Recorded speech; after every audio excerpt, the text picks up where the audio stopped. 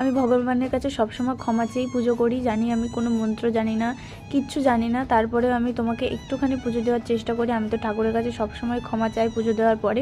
তো তোমরা আমাকে ক্ষমা করে দিও, কারণ আমি পুজোর অনেক নিয়মকানুন জানি না। তো যেটুকু জানি সেটুকুই আমরা দুজনে মিলে করলাম। আর তারপরে তো আমার বরমশাইকে এতটা সুন্দর লাগছিল পাঞ্জাবি পরে, আমি তো দেখে আবার ক্রাশ খেয়ে যাচ্ছিলাম। তারপরে তো আর বাড়ি বেশিক্ষণ বসিনি, যেহেতু প্রথম প্রহরে জল ঢালা ছিল, সোজা চলে এসেছিলাম পুজোর এখানে।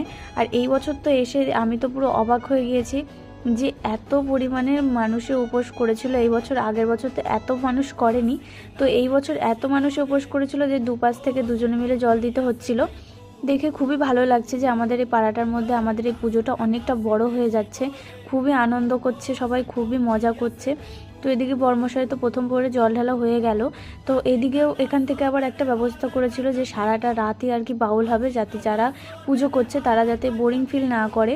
তো এদিকে তো প্রথম প্রহরে জল ঢালার পরে সবাই প্রত্যেকটা মানুষ আবার ওই বাউলে নাচা গানা করছিল। এত সুন্দর সবাই নাচা করছিল, আনন্দ করছিল, খুবই ভালো লাগছিল। এদিকে তো দেখি বর্মশাই তার বন্ধুদের সাথে নাচতে নেমে পড়েছে। তো আমি ওকে বারে বারে বারণ করছিলাম যে বেশি নাচানাচি করো না, যদি শরীর ক্লান্ত হয়ে যায়, যেহেতু সারাদিন উপোস। কিন্তু শিবরাত্রির দিন আমাদের এই দিকটা এতটা পরিমাণে ঠান্ডা পড়েছিল, খুবই ঠান্ডা পড়েছিল, মনে হচ্ছিলো যেন পৌষ মাস পড়ে গেছে এই দিনটা। আর তোমাদের ওইদিকে কেমন ঠান্ডা পড়েছিল আমাকে কিন্তু অবশ্যই কমেন্টে জানিও।